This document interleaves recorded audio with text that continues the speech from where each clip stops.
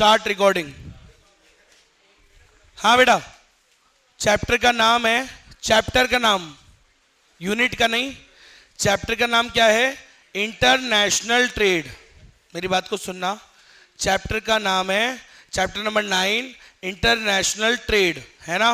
और ये जो चैप्टर है सारे वही 10 नंबर के हैं, 7, 8 और 9 सब 10 नंबर के होते हैं तीनों, और 10 भी, जो 10 बचा हुआ है ना इंडियन इको वाला, वो भी 10 का है। सब 7, 8, 9, 10 10 नंबर के होते हैं।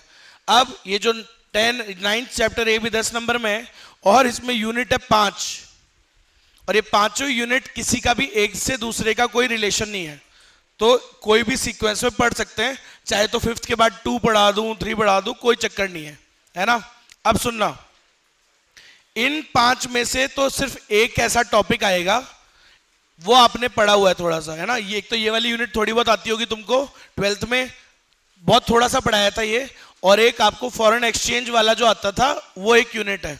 बाकी 3 ऐसी हैं जो किसी ने कभी नहीं पढ़ी, तो सबके लिए वो 0 है। समझ में आ गई मेरी बात? तो ढंग से पढ़ना, ये चैप्टर 10 नंबर का होता है। मैं फिर आपको एक बात बता देता हूं, डिफिकल्ट कुछ भी नहीं आया अभी तक ऐसा, कभी कुछ बहुत तगड़ा, कभी कुछ ऐसा बहुत तगड़ा डिफिकल्ट मैंने कुछ पढ़ाया है? कभी भी नहीं हुआ अभी तक, और ना आगे होगा। बात यह है कि ये कोर्स है बड़ा और टाइम है कम। The challenge is not the difficult topics है ही नहीं, चैलेंज इज बड़ा कोर्स टाइम कम। इस चैलेंज को आप समझ जाओ कि टाइम कम है बस, ठीक है। मतलब कम टाइम में सब खत्म करना एक चैलेंज है। आपको जो चीज बीट करनी है वो क्या है? कोई डिफिकल्ट टॉपिक तो है नहीं, काम ज्यादा है, उसको उस लिमिटेड टाइम में अपने को फिनिश करना है। रिवीजन कोर्स आपकी तरफ से कोर्स करना है, रिवाइज करना है, क्योंकि एग्जाम में टाइम मिलेगा कम। 1.5 दिन मिलता है बेटा, हमेशा ही मिलता है। उस 1.5 दिन में कुछ नहीं हो पाता। आप ये बात को समझो, माइक्रो पहले से फिनिश करके रखना 1 से 5 तक, और बाकी के 5 चैप्टर्स का रिवीजन अपन 1.5 दिन में कर लेंगे, और कुछ न्यूमेरिकल्स वगैरह कई चीजें करेंगे, ठीक है। चलो स्टार्ट करने जा रहा हूं, चैप्टर नंबर 9, 5 यूनिट्स होती हैं, 5वीं यूनिट से स्टार्ट कर रहा हूं डायरेक्ट। 5 छोटी है, 4 थोड़ी छोटी है, इसलिए स्टार्ट पहले कर रहा हूं, ठीक है तो 2 ही नंबर की ना सब। चलो, नाम है इसका इंटरनेशनल कैपिटल मूवमेंट्स, और हमारे चैप्टर का नाम है क्या? International trade. बेटा इंटरनेशनल ट्रेड कौन कौन सी चीजों का होता है? क्या होता है वैसे इंटरनेशनल ट्रेड? ट्रेड मतलब क्या होता है? Buying and selling of goods and, देश में गुड्स एंड, देश में मतलब गुड्स और सर्विसेज को खरीदने बेचने को क्या बोलते हैं? ट्रेड। और जब यही खरीदना बेचना हम इंटरनेशनली कर रहे हैं, when buying and selling takes place beyond the borders, दूसरे देशों से बाइंग और सेलिंग चल रही है, तो इसे क्या बोलते हैं सर? International trade. और इंटरनेशनल ट्रेड 3 चीजों का होता है। पहले के टाइम पे 2 ही चीज होती थी, क्या? Import and export of goods, import and export of, फिर थोड़ा जमाना बदला, import and export of services, फिर जमाना और बदला, और अभी रिसेंट ईयर्स के अंदर हम देख रहे हैं एक्सचेंज हो रहा है किस चीज का? कैपिटल का। इंपोर्ट मतलब इंपोर्ट एक्सपोर्ट नहीं बोलेंगे उसको, क्या हो रही है तीसरी चीज? फॉरेन कैपिटल, फॉरेन इन्वेस्टमेंट, पैसे का आना और जाना। पहले 2 ही चीज का एक्सचेंज होता था, गुड्स और, अब आज की डेट में तीसरा क्या हो रहा है? इन्वेस्टमेंट। वो भी हमारे देश में इन्वेस्ट करते हैं, और हम भी दूसरे देशों में जाके क्या कर रहे हैं? इन्वेस्ट। विदेशी कंपनियां इंडिया में आ रही हैं, इन्वेस्ट कर रहे हैं, इंडिया की कंपनी बाहर जाके इन्वेस्ट कर रहे हैं, तो यहां का पैसा बाहर जा रहा है, बाहर का पैसा कैपिटल आउटफ्लो, कैपिटल इनफ्लो। तो आज की डेट में 3 चीजों का एक्सचेंज हो रहा है, गुड्स, सर्विसेज और, बेसिक्स पढ़ा रहा हूं क्योंकि वो पहली यूनिट में है। अब सुनना, स्टार्ट करने जा रहा हूं तीसरी चीज जो हमारी है, foreign capital. It's all about foreign capital. क्या होता है फॉरेन कैपिटल?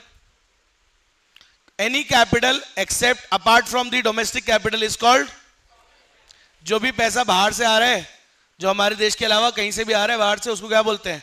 फॉरेन कैपिटल बोलते हैं बेटा। The term foreign capital means any capital inflow into home country from abroad. Home country में जो भी फंड आ रहे हैं दूसरे देश से, उसे क्या कहते हैं? क्या बोलते हैं? Foreign capital. अच्छा, विदेश से हमारे देश में जो पैसा आ रहा है वो फॉरेन कैपिटल कहा जाता है, ठीक। अब सुनना, फॉरेन कैपिटल में तीन चीजें होती हैं, मतलब तीन चार चीजें होती हैं दीदी। विदेश से जो पैसा आ रहा है हमारे देश में वो अलग अलग फॉर्म्स में आ सकता है, अलग अलग रूप में आ सकता है। जैसे विदेश से पैसा आ रहा है, एक तरीका होता है मदद की फॉर्म में। किसकी फॉर्म में? मदद की फॉर्म में। ठीक है भाई, दूसरे देश हमारे देश को मदद करें। मान लो उत्तराखंड में हर साल आप जानते हो नेचुरल डिजास्टर आता है, लैंडस्लाइड्स होती हैं और बहुत सारी चीजें होती है, फ्लड्स आ जाते हैं। तो मान लो मैं कह रहा हूं कि भी जो अमेरिकन गवर्नमेंट है, ट्रंप गवर्नमेंट ने उत्तराखंड को 200 करोड़ का डोनेशन दिया, तो ये पैसा तो आया है ना, किस फॉर्म में आया है? हेल्प की फॉर्म में। किसकी फॉर्म में? हेल्प की फॉर्म में, फॉरेन एड और असिस्टेंस। विदेश से पैसा हमारे देश में आ रहा है किस फॉर्म में? फॉरेन एड या हेल्प की असिस्टेंस की हेल्प में। असिस्टेंस की हेल्प नहीं, हेल्प की फॉर्म में या असिस्टेंस की फॉर्म में या फॉरेन एड, तीनों एक ही बात होती है, मदद, असिस्टेंस और एड। क्लियर है? अच्छा, ऐसे ही हमारा देश, मान लो नेपाल गवर्नमेंट को हमने 1000 करोड़ दे दिए कि भाई वहां पे स्कूल्स बनवाने के लिए, तो हमने भी तो मदद करी ना सर। तो मदद का भी फॉर्म होता है। दूसरे देश से जब पैसा हमारे देश में आ रहा है तो वो किस फॉर्म में भी आ सकता है? हेल्प की फॉर्म में। नेचर क्या है? हेल्प। ठीक है, तो सुनना एग्जांपल, हेल्प जब एक देश दूसरे देश को करता है उसे बोलते हैं बायलेटरल ग्रांट्स। क्या बोलते हैं? इंडियन गवर्नमेंट ने नेपाल को दिया, दो देशों के बीच में हो रहा है, क्या बोलेंगे इसको? Bilateral. When one country gives grants to another country, एक देश दूसरे देश को दे रहा है, दो देश का इन्वॉल्वमेंट, क्या बोलते हैं?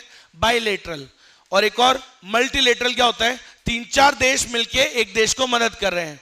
फॉर एग्जांपल इंडिया, अमेरिका और लेट्स से ऑस्ट्रेलिया, तीनों मिलके श्रीलंका को ग्रांट दिया, तो तीन चार देशों ने मिलके एक को ग्रांट दी, क्या बोलते हैं इसको? Multilateral aid. क्या बोलते हैं? Multilateral aid. अरे समझ गए मेरी बात भाई? पढ़ा है ना वो, एक होता है तो मोनोपोली, फ्यू, पढ़ा है, वैसा ही है। तो जब दो देशों के बीच में हो तो बायलेटरल, और बहुत सारे देश, तीन चार पांच देश एक को मदद कर रहे हैं तो मल्टीलेटरल एड। क्लियर है भाई? Next, Tide add. टाइड क्या होती है? मैंने अभी आपको बोला, अभी जस्ट एग्जांपल दिया था कि मान लो इंडिया ने नेपाल को 1000 करोड़ रुपए दिए, काय के लिए? स्कूल्स बनाने के लिए। मैंने यहां एक कंडीशन डाल दी, मदद के साथ में क्या डाल दी? एक कंडीशन, वन स्टिपुलेशन एक डाल दी मैंने कि आप इस पैसे को कहां यूज करोगे? सिर्फ स्कूल्स के अंदर। तो बस जब आप कोई कंडीशन, किसी मदद के साथ, कोई आपने पैसा दिया दूसरे देश को और एक कंडीशन के साथ दिया that you will use this money only for this specific use, आप सिर्फ इसे यहां इस्तेमाल करोगे, तो सिर्फ उसको कौन सी एड बोला जाता है? Tied aid. और एक अनटाइड एड क्या होती है? जो जनरल होती है, बोला कहीं भी यूज करो, 500 करोड़ दे दिए, बोला तुम्हें जहां यूज करना है वहां करो, मैंने कोई कंडीशन अटैच नहीं करी, उसे बोलते हैं अनटाइड एड। और जहां मैंने एक कंडीशन लगा दी कि मान लो ये पैसा सिर्फ आईसीआई भवन के लिए बनना चाहिए, उसमें यूज आना चाहिए, तो ये क्या हो गई? एक टाइड एड हो गई। समझ में आ गई? पक्का? आगे बढ़े? ओके। नेक्स्ट तो फर्जी है, वैसे ही पढ़ लो चाहो तो। Foreign grant involving voluntary resource transfers from government institution, जो भी वहां से आ रहा है, वहां की संस्थाओं से भी आता है, वहां की कंपनीज से भी आ रहा है, वहां के इंस्टीट्यूशंस, वहां की गवर्नमेंट, वहां की जो भी लोग आप वॉलंटरीली पैसा भेज रहे हैं, वो सब मदद की फॉर्म में, उसे क्या बोलते हैं? मदद बोलते हैं। और क्या बोलते हैं? समझ में आ गई मेरी बात? नेक्स्ट, तो मेरा आज टॉपिक क्या है? अभी क्या चल रहा है कि विदेश से जो पैसा हमारे देश में आता है उसको क्या बोलते हैं? Foreign capital. और फॉरेन कैपिटल क्या होती है? Any capital which has come from abroad. और वो किस फॉर्म में आ सकती है? कौन कौन से रूप में? पहला, मदद की फॉर्म में। दूसरा, बोरोइंग्स। सेकंड क्या है बेटा? नाम, बोरोइंग। यार एक बात बताओ, ये तो अपन पढ़ ही लिए, फिस्कल डेफिसिट पढ़ा है अपन ने। हमारे तो बजट में हमेशा होता ही क्या है? भारत तो इतना परेशान रहे, अपन हमेशा परेशान नहीं होते। क्यों? हमारे देश में हमेशा फिस्कल डेफिसिट होता है। क्या? क्योंकि गवर्नमेंट के जो टोटल एक्सपेंडिचर होते हैं वो हमेशा ज्यादा होते हैं किससे? टोटल रेवेन्यू से। पैसा हमेशा कम पड़ता है। और मैंने बताया था कि जो घाटा होता है फिर इसको कहां से बोरो करते हैं? बोरोइंग्स। क्या करते हैं? और मैंने पढ़ाया था एक टॉपिक संडे को, पब्लिक डेट। कई सुंदर बच्चों ने अटेंड करी थी वो क्लास। बोरोइंग्स कहां से कर सकते हैं? कहां से कर सकते हैं? इंटरनली भी, एक्सटर्नली भी। इंटरनल डेट और एक्सटर्नल डेट। इंटरनल डेट कौन ला के देता है? आरबीआई। शॉर्ट टर्म के लिए क्या बेचता है? कौन सी सिक्योरिटीज बताओ अभी? कौन सी? Treasury bills. लॉन्ग टर्म के लिए डेटेड सिक्योरिटीज। और राज्य सरकार को भी मदद करता है, और राज्य सरकार और उसमें सेंट्रल गवर्नमेंट भी है, दोनों को मदद करता है। कभी शॉर्ट टर्म के लिए कभी पैसे कम पड़ते हैं, वेज एंड मींस एडवांसेस। याद है संडे क्लास? तो मेरी बात सुनना फिर से, मैंने बोला जब घाटा हो जाता है तो बोरो करना जरूरी है। बोरो कहां से कर सकते हैं? इंटरनली भी एक्सटर्नली भी। इंटरनली कर लेते हैं तो क्या हो जाता है कई बार? इंटरनल करने से क्या रिस्क हो जाता है? कई बार क्या हो जाता है?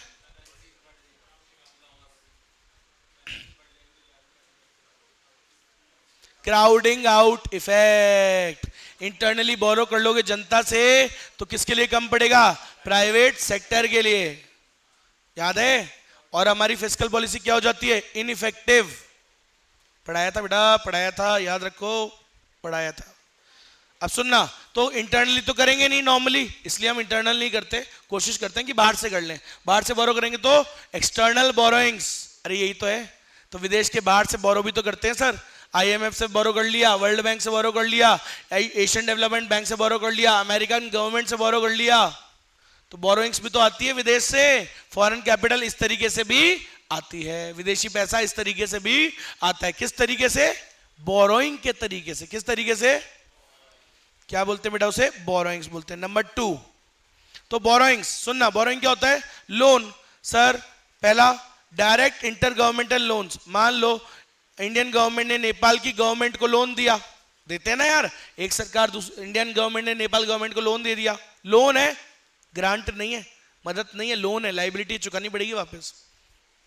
अच्छा, loan from international institutions, world bank, IMF, ADB, ये सब दूसरे कई देशों को हेल्प करते हैं। मतलब हेल्प नहीं, मतलब लोन देते हैं, हेल्प नहीं, सॉरी, लोन देते हैं। तो बोरो यहां से भी कर सकते हैं हम, तो यहां से अभी बोरो कर सकते हैं। अभी पाकिस्तान को दिया है आईएमएफ ने, उधार दिया है, लोन दिया है उसको, वर्ल्ड बैंक, आईएमएफ और एडीबी। तो यहां से जब आप बोरो कर रहे हो तो भी तो आपके देश में पैसा आ ही रहा है ना, विदेशी पैसा। तीसरा सॉफ्ट लोन। सॉफ्ट होता है नेचर में, सॉफ्टी। कौन देता है? एक स्ट्रॉन्ग देश। किसको? एक वीक देश को। तो जब एक स्ट्रॉन्ग देश विच इज डेवलप्ड, जब एक डेवलप्ड कंट्री एक वीक कंट्री को लोन देती है तो उसे बोलते हैं सॉफ्ट लोन्स। और सॉफ्ट लोन क्यों बोलते हैं? क्योंकि ये सॉफ्ट होते हैं नेचर के अंदर, इनके साथ हार्श कंडीशंस नहीं होती, terms and conditions are very easy, time interest भी क्या होता है? कम, और टाइम भी क्या देते हैं? ज्यादा। बोले यार मान लो आपने किसी देश को बोल दिया, बोले यार बोलो 5 साल नहीं तो आराम से तेरे पास आ जाए जब दे देना 10-15 साल में, तो ये तो यार मोर टाइम के लिए। अच्छा, बोला इंटरेस्ट, बोला क्या देगा इंटरेस्ट, तो दे देना तेरे को जो लगे। होता है ना कई बार ऐसा होता है ना कि भाई मान लो किसी जानकार से लोन लाते हो आप, आपने पैसे लिए, लोन लिया, तो आपको क्या बोलता है? बोला यार क्या देगा इंटरेस्ट, जो तू दे देना। तो भाई एक हेल्प करने का नेचर हो गया थोड़ा सा, लेकिन दे रहे हैं, लेकिन फिर भी लोन। एक डेवलप्ड कंट्री जब एक अंडर डेवलप्ड कंट्री को मदद करने के लिए बेसिकली, अब मदद बोलना मत क्योंकि लोन दे रहे ना, लोन देते हैं, उससे कौन सा लोन बोलते हैं? Soft loan. लेकिन उसकी टर्म्स एंड कंडीशंस क्या होती है? थोड़ी आसान, ताकि ठीक है यार भाई गरीब देश है, क्या देगा, दे देगा जैसे देगा, सही है। चलो नेक्स्ट। ऐसे ही कई बार हम एक्सटर्नल कमर्शियल बोरोइंग्स भी करते हैं। एक्सटर्नल कमर्शियल बोरोइंग्स मतलब दूसरों के मार्केट से, वहां के फाइनेंशियल मार्केट से भी बोरो कर रहे हैं। समझ में आ गई मेरी बात? तो वहां से भी बोरो कर सकते हैं, एक्सटर्नल कमर्शियल बोरोइंग्स। जैसे हमारे देश में मार्केट से बोरो करोगे, ऐसे वहां से भी बोरो कर रहे हो, कर सकते हो बोरो। तो ऐसे ही लॉन्ग टर्म के लिए चाहिए तो एक्सटर्नल कमर्शियल बोरोइंग्स, और शॉर्ट टर्म के लिए चाहिए तो ट्रेड क्रेडिट फैसिलिटी। ये सब बोरोइंग का तरीका है, विदेश से मिल जाता है अपने को, पैसा मिल जाता है।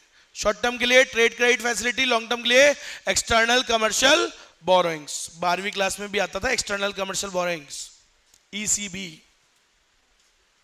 अब सुनना, विदेश से पैसा आ रहा है, किस फॉर्म में आ सकता है? मदद की फॉर्म में। सेकंड, बोरोइंग्स की फॉर्म में। तीसरा, deposits from non resident Indians. Deposits from non resident Indians. अब आप जानते हो पंजाबी, आधा पैर उनका पंजाब में होता है, आधा विच कनाडा विच, सही है, होता है ना भाई, ठीक है, सारे के सारे कनाडा जाते हैं।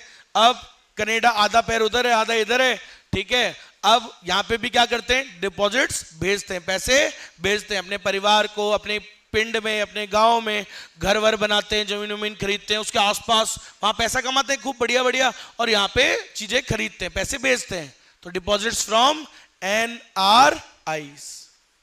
सर मैं सारे सिंगर विंगर बन के कहां चल जाते हैं, बाहर रहने लग जाते हैं, तो अपने यहाँ पे पैसे तो भेजते ही ना, नॉन रेसिडेंट इंडियन, ठीक है, आधी इंग्लिश बोलते हैं आधी पंजाबी बोलते हैं। चलो सर मैं आया सभी को पक्का, कई बार आते हो इंस्टाग्राम रील्स पे, इंडिया से गई हुई लड़की, वहां पे वो गाड़ी वाड़ी बेचते हैं ना, कार से, यूज्ड कार में कार्स दिखाते हैं, तो क्या ही बोलती हो, मतलब हंसी छूट जाती है भयंकर वाली, आधी इंग्लिश आधी आधी इंग्लिश आधी पंजाबी, और गाड़ी बेचती है। जो फनी लगता है ना भाई, सोचो सुंदर लड़की और ऐसे फनी एक्टिंग, मतलब होता है ना, मतलब अरे समझो अपीयरेंस वाइज शानदार, ठीक है, अब और फनी चीजें बोल रही है, क्योंकि लग रहा है उसके मुंह से फनी, क्योंकि इंग्लिश का फेक एक्सेंट, अरे fake accent plus Punjabi mix, तो और ही मजेदार। देखना आपने नहीं देखा कभी, देखना आएगा आएगा, कई बार वो होता है, तुम देखिए, बस बस सेम, हमारा वो फीड सेम है, न्यूज फीड आता है ना वो। ऐसे भी तो होता है, जैसे एक मेरा दोस्त है, उसका इंस्टाग्राम खोलो तो वो जो आता है ना करंट, वो जो जो अरे सबका होता है AI से जो आ रहा है, कि मैं जिस टाइप का कंटेंट देखता हूं, तो लगभग सेम कंटेंट वो मेरे दोस्त के भी चलता है, और एक दोस्त के चलता है 3 महीने बाद। हम दोनों जो दोस्त जो देख लेते हैं आज, वो 3 महीने बाद हमको दिखाता है, बोलो यार ये देख नया वीडियो आया है, मैंने कहा 3 महीने बाद बता रहा है वो। चलो खैर कोई नहीं, देखो भाई देखो देखो देखो, पीछे तो देखो, आगे देखो, सॉरी आगे। हाँ भाई, इन्वेस्टमेंट्स, विदेश से जो पैसा आ रहा है हमारे देश में, वो अलग अलग रूप में आता है। पहला मदद, दूसरा बोरोइंग, तीसरा डिपॉजिट्स फ्रॉम NRIs, एंड चौथा इन्वेस्टमेंट्स। अब सुनना, धंधा, अब आ रहा है पैसा काहे के लिए, बिजनेस के लिए, सही है, तो हम भी बिजनेस के लिए वहां इन्वेस्ट कर रहे हैं, यहां से पैसा बाहर जा रहा है, वो भी हमारे देश में आके इन्वेस्ट कर रहे हैं, ठीक है, तो पैसा आ भी रहा है, पैसा जा भी रहा है, तो ये भी क्या हो सर, इन्वेस्टमेंट के लिए, बिजनेस के लिए। सर में आई तो विदेशी कंपनियां भारत में आती हैं, इन्वेस्ट कर रही हैं, और हम भी बाहर जाकर के इन्वेस्ट कर रहे हैं। अब फॉरेन इन्वेस्टमेंट क्या होता है, जो भी इन्वेस्टमेंट हम हमारे देश के बाहर जाके करते हैं, भाई अपने देश में करोगे तो फॉरेन इन्वेस्टमेंट थोड़ी कहेंगे, the investment which we are doing abroad in the other countries, it is called foreign investment. अब फॉरेन इन्वेस्टमेंट क्या होती है, 2 प्रकार की होती है ना, ढंग से सुनना बेटा। एक होता है, one is called foreign investment, is of 2 types, FPI, foreign portfolio investment, and polio नहीं है, पोर्टफोलियो इन्वेस्टमेंट है, और one is FDI, foreign direct investment. तुसी जो भी गाड़ी लेना चाहते हो वो गाड़ी ले सकते हो।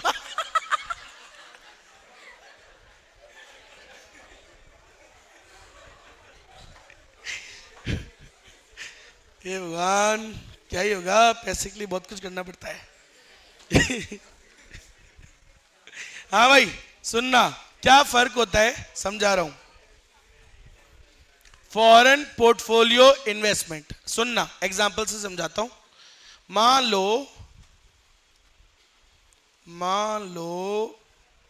जे ट्रंप दी कंपनी है, Trump company investing into India, India दे शेयर मार्केट ते इन्वेस्ट कर दी है। ट्रंप दी कंपनी कितने इन्वेस्ट कर रही है, इंडिया ते शेयर मार्केट थे, इंडियन कंपनी। अरे बात नहीं, मैं आऊंगी फिर हिंदी लैंग्वेज पे आ जाऊंगा, देख लो तुम। अभी मैं बढ़िया अपनी पंजाबी चल रही है मेरी। तो हाँ भाई, सो ट्रंप कंपनी इन्वेस्ट कर दी है किस विच, नहीं नहीं, shares which, share which invest कर दी है, सिक्योरिटी विच इन्वेस्ट कर दी है, बॉन्ड विच इन्वेस्ट कर दी है। तो शेयर विच, शेयर बाजार विच, भारत के शेयर बाजार विच इन्वेस्ट कर दी है, तो इसने कहते हैं कि कहते हैं पोर्टफोलियो इन्वेस्टमेंट, ठीक है जी। एंड फॉरेन डायरेक्ट इन्वेस्टमेंट की होती है a Trump company along with Elon Musk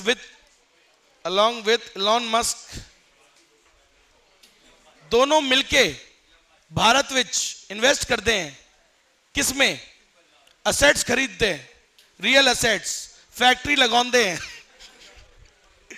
अरे अब रहने दे यार, मैं नहीं, अब मैं नॉर्मल, हाँ भाई, फिजिकल असेट्स में सुनना। अरे विदेशी company India which real assets which invest कर दी है, लैंड खरीदती है, दे फैक्ट्री सेटअप कर दी है ना, फैक्ट्री सेटअप कर रही है, लैंड खरीद रही है और टेक्नोलॉजी खरीद रही है, यहां इन्वेस्ट कर रही है, मैनेजमेंट कर रही है, फिजिकल असेट्स विच मैनेज कर रही है, मैनेजमेंट प्लस कंट्रोल, इतना सब कुछ कर दिया है। इसने कहते हैं एफडीआई। जब एक विदेशी कंपनी इंडिया की कंपनी में 10% से ज्यादा, मोर देन 10%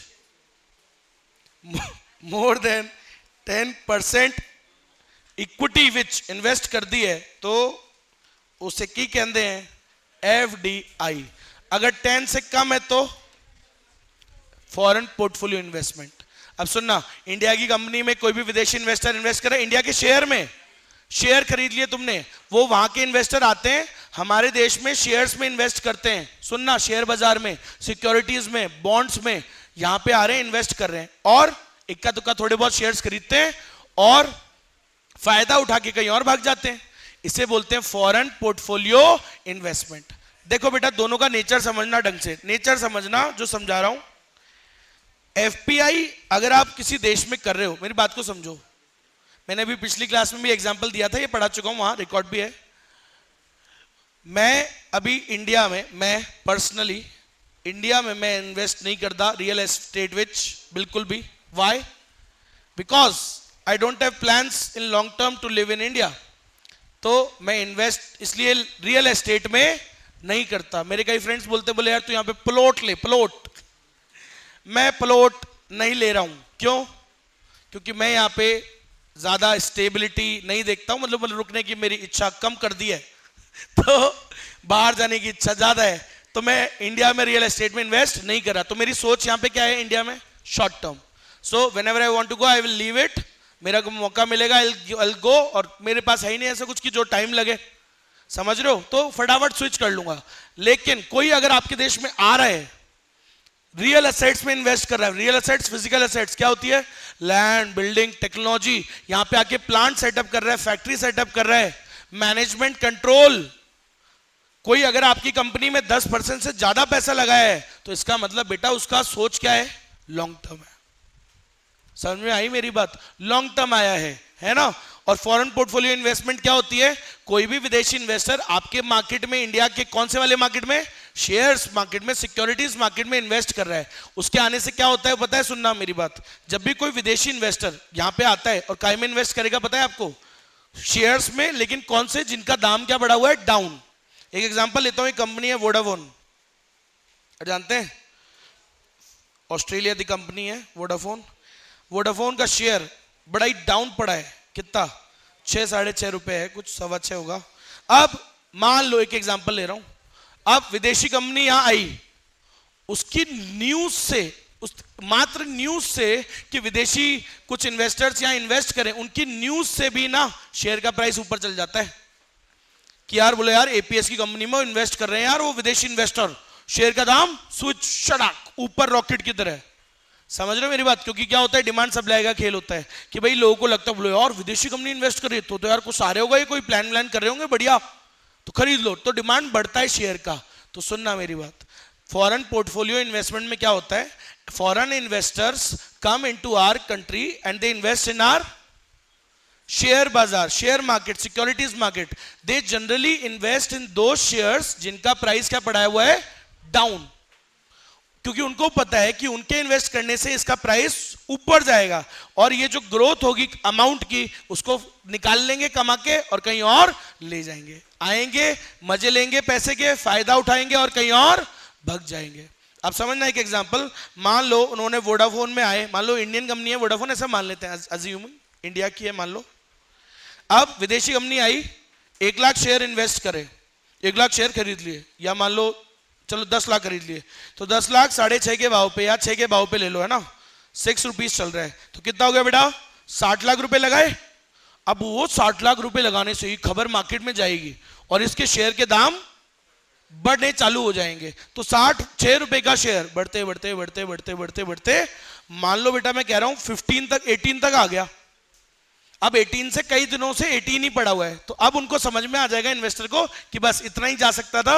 अब वो ये क्या करेंगे, कितना कमा लिया आप बोलो, टोटल अगर अपन देखें 1,80,00,000 और सही है ना, और लगा कितना था 60, तो बेटा ये फायदे को, अब जब उन्हें यहां फायदा मिलना बंद हो जाएगा, so they will withdraw this money, sell off the shares, go to some another country जहां पे उनको क्या दिख रहा है, फायदा।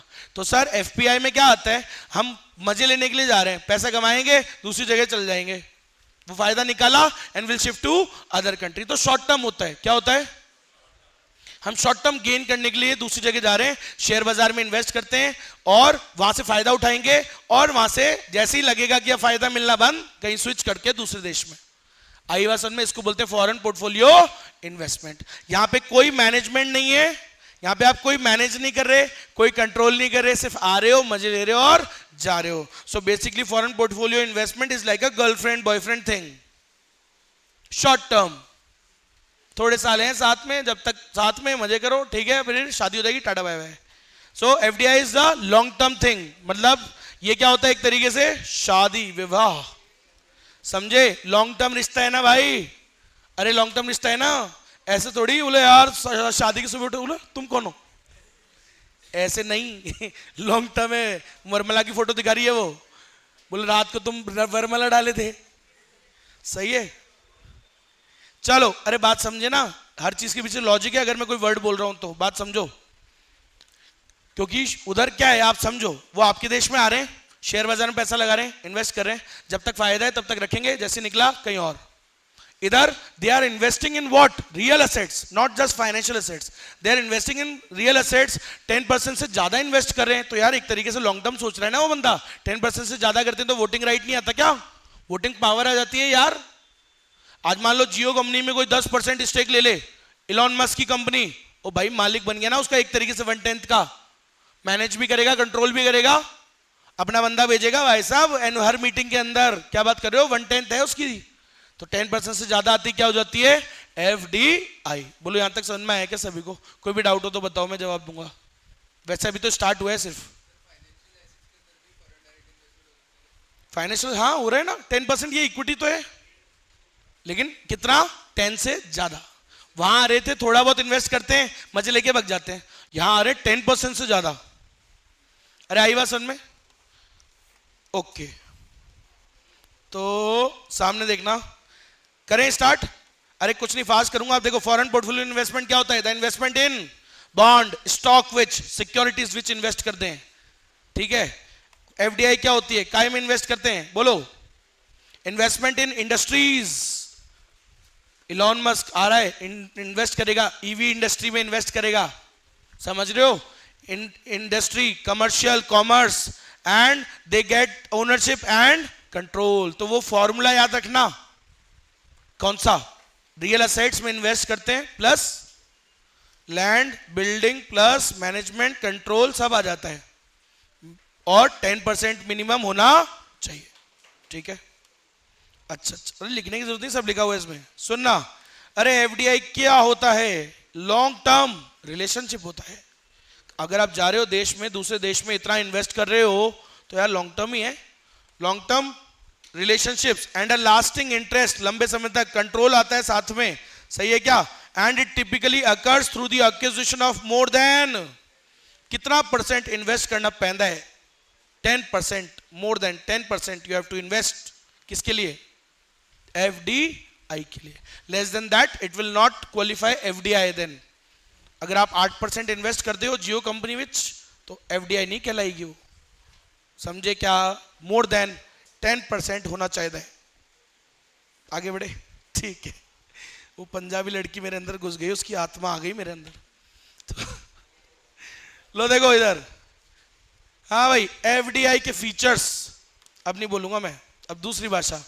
अरे आई नो लॉट ऑफ भाषा भाई साहब, मैं 7 से 8 अलग अलग लैंग्वेजेस में गालियां बक सकता हूं, दैट टू हाई लेवल। वो तो जो ऐसी तो सबको पता है, वाली नहीं, two different languages, Tamil Nadu, Tamil में, तेलुगु में, ऐसे करके सब। मेरे रूममेट्स थे ना, रूममेट्स ही ऐसे थे मेरे, सारे साउथ इंडियन रूममेट्स, सारे साउथ इंडियन रूममेट्स थे। एक बैंगलोर का था, एक केरला का था, एक अलग, ऐसे अलग अलग, एक आंध्र प्रदेश का था, अलग अलग टाइप के, सब सीखा मैंने उनसे, उनको भी सिखा के भेजा है। तो हाँ भाई, सुनेंगे। अब मैं फिर चालू कर दूंगा गल्ला। हाँ भाई, एफडीआई क्या होता है जल्दी बता दो, चलो सब बातें बता दी मैंने। देखो भाई, the acquisition of at least 10% of ordinary shares और वोटिंग पावर, समझ गए? 10% से ज्यादा अगर आपने इन्वेस्ट किया है ऑर्डिनरी शेयर्स में, तो आपके पास वोटिंग पावर भी आती है, तो इसका मतलब सर आपने एफडीआई किया है। क्या किया है? एफडीआई। और सुनना भाई, स्कूल में जितना था उससे ज्यादा ही होता है यहाँ पे, अब यहाँ ज्यादा पढ़ाएंगे। अब सुनना भाई, ठीक है, तो ये आईएमएफ की डेफिनेशन है ना। उसके बाद देखो सर, एफडीआई में मतलब काय में इन्वेस्ट करते हो आप? तो सर इक्विटी में इन्वेस्ट करते हो, री इन्वेस्टेड अर्निंग्स में इन्वेस्ट करते हो, प्रॉफिट्स में, और इसके अलावा इंट्रा कंपनी लोन्स। ऐसा भी होता है कई बार, आपने इंट्रा कंपनी लोन्स, जैसे मान लो एक कंपनी ने दूसरी कंपनी को लोन दे दिया, बड़ा लोन, समझ गए? तो वो भी एक तरीके से एफडीआई का ही नेचर होता है, क्योंकि आपने उधर पैसा दिया है, आपका उसके ऊपर क्या हो गया, थोड़ा बहुत कंट्रोल आ ही जाता है, तो it's a kind of control. और कई बार क्या होता है, between a parent company and affiliate enterprises, सुना है कभी? पेरेंट कंपनी और एक सब्सिडरी कंपनी, सुना है? सब्सिडरी कंपनी है ना, जैसे एक वो क्या नाम है, दो सिस्टर कंसर्न्स हैं, क्या नाम है उसका यार, वो हुंडई और किया, हुंडई और किया बहन बहन है दोनों, समझ गए? तो एक दूसरे को लोन दे रहे हैं, तो ये भी एक तरीके की क्या होती है, इनके नेचर में एफडीआई होती है। तो जब एक सब्सिडरी कंपनी एक पेरेंट कंपनी को लोन दे रही है, वो भी एक तरीके का क्या होता है, एफडीआई। और एक तो ये सब एफडीआई के ही तरीके हैं, ठीक है? और सुनना, एफडीआई कौन कौन कर सकता है? एक जना, एक सिंगल जना भी कर सकता है, individual, private firm, private company भी कर सकती है, ग्रुप ऑफ इंडिविजुअल्स भी कर सकते हैं, ट्रस्ट भी कर सकते हैं, पब्लिक कंपनी भी कर सकती है, और सरकार भी एफडीआई कर सकती है। समझ रहे हो? एक वो कौन सी ट्रेन होती है, बुलेट ट्रेन, बुलेट ट्रेन में जापानीज कंपनी इन्वेस्ट कर रही है इंडिया में, जापानीज गवर्नमेंट, तो गवर्नमेंट भी बोला एफडीआई करती है सर, बिल्कुल देख लो सर, मैं मेरी बात, इंडिया में ट्रेन चलेगी वाली, फिर से नाम भूल गया, क्या थी यार, बुलेट ट्रेन, फायदा ही होगा उसको, पता है जो होएगा ही होएगा यार। तो एफडीआई कर रही है, बकायदा टेक्नोलॉजी लेके आ रही है, उसको वही तो सेटअप कर रही है सब कुछ। अब आप बताओ, जापान की गवर्नमेंट यहाँ पे आके बुलेट ट्रेन का सिस्टम बना रही है, इन्वेस्ट कर रही है, पटरियां बना रही है, वो सिस्टम बना रही है, असेट्स, मैनेजमेंट, ओनरशिप, क्या ये एफडीआई। समझ में आई? शेयर में थोड़ी लगाया। चलो आगे देखो, एफडीआई क्या होती है? फिर से वही बात जो ऑलरेडी बता चुका हूं, FDI are the real investments, real assets में लगाते हैं नॉर्मली। रियल असेट मतलब फैक्ट्री लगाएंगे, प्लांट बनाएंगे, assets, land, inventories with foreign ownership and control. साथ में क्या आता है? ओनरशिप, मैनेजमेंट और कंट्रोल। असेट्स, यह फॉर्मूला याद रखो यार, असेट्स, रियल असेट्स मतलब फिजिकल असेट्स प्लस ओनरशिप और कंट्रोल, ये तीनों चीजें जहां आ जाए एफडीआई होती है। फिर वो समझ में आई मेरी बात? अच्छा, और सुनना सर, एफडीआई में और बताओ, forms of direct investment including opening overseas companies. मान लो कॉन्सेप्ट की यहाँ पे मेन ब्रांच है, हेड ऑफिस, एक हमने वहां दुबई के अंदर भी सीए चलता है, क्योंकि तो मान लो हमने दुबई के अंदर भी एक वो डाल दी, अपनी ओवरसीज कंपनीज चालू कर ली, वहां पे एक कोचिंग इंस्टीट्यूट चालू कर लिया, कोई भी चालू कर लिया, तो सर एक इंडिया की कंपनी ओवरसीज जाकर के वहां पे एक कंपनी सेटअप कर ली उसने, वो भी एक तरीके की क्या है, एफडीआई है। क्या है? एफडीआई है। या मान लो हमने वहां के कोई कोचिंग इंस्टीट्यूट में 10% से ज्यादा खरीद लिया, ये भी एफडीआई है। समझ में आ गई मेरी बात? तो establishing subsidiary company of branches, नई नई ब्रांच, एसबीआई ब्रांच लंदन में भी है। ये बावली पूंछ लंदन भी जा पहुंचे बोला लंच के बाद आना, टेबल नंबर 4 पे जाओ, 4 वाला बोले 1 पे जाओ, 1 वाला बोले 4 पे जाओ। बोला अब आ रहे हो क्या, घर जाने का टाइम हो गया? बोला अब हमारे सुसु का टाइम है, बोला अब हमारे चाय का टाइम है, बोला अब लंच का टाइम है। ये बावली पूंछ कहां पहुंच गए? London. SBI branch in London, FDI. FDI है ब्रांच खोलना, इंडिया की कंपनी की ब्रांचेस वहां खोलना, एफडीआई होती है। समझ गए मेरी बात? और क्या है, कहां गया यार, लाइन भूल जाता हूं। Creating joint ventures, joint venture भी एक तरीके की होती है, एफडीआई होती है भाई साहब। अब मान लो वो टाटा ने जॉइंट वेंचर कर लिया किसके साथ में? वो स्टारबक्स के साथ में। स्टारबक्स के को क्या चाहिए थी? जमीन। इतने लेवल पे, इतने देश, इस देश में, भारत देश में प्राइम लोकेशन, स्टारबक्स हमेशा कहां खुलता है? जो बेस्ट टू बेस्ट लोकेशन होगी ना वहां खुलेगा। जयपुर में भी कहां पर, कितनी जगह है? 3 हो गई क्या? अब 3 हो गई क्या? सी स्कीम भी खुल गया क्या? अच्छा हाँ, तो एक मालवीय नगर में है शायद, है ना? एक आपके सी स्कीम में, एक हमारे वैशाली में। कम समझा क्या तुमने तो जो भी है, लेकिन अब बात को समझो। उसने ये जमीनों को खरीदने के लिए पैसा चाहिए होता है भाई साहब, इतने massive amount of money Starbucks के पास भी होगा, लेकिन उसने किसके साथ कर लिया जॉइंट वेंचर? तो जब एक विदेशी कंपनी इंडियन कंपनी के साथ जॉइंट वेंचर कर ले, ये भी एक तरीके का क्या होता है? एफडीआई, पार्टनरशिप कह लो यार, कुछ भी कह लो, पैसा तो लगाएगा ना यहाँ पे, तो एफडीआई हो गया।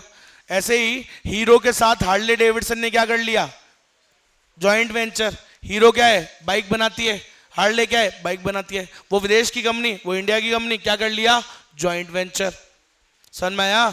मारुति सुजुकी जॉइंट वेंचर होता है। सुजुकी जापानीज कंपनी है, मारुति क्या है? मारुति उद्योग लिमिटेड। क्या नाम है उसका? मारुति उद्योग। तो मारुति उद्योग Indian company did a joint venture with Japanese company Suzuki, that's why it is called Maruti Suzuki. Pakistan में भी सुजुकी मिलती है गाड़ियां, लेकिन उस पर सिर्फ सुजुकी लिखा होता है, और इंडिया में मारुति सुजुकी लिखा होता है। अब बोलो। हाँ भाई,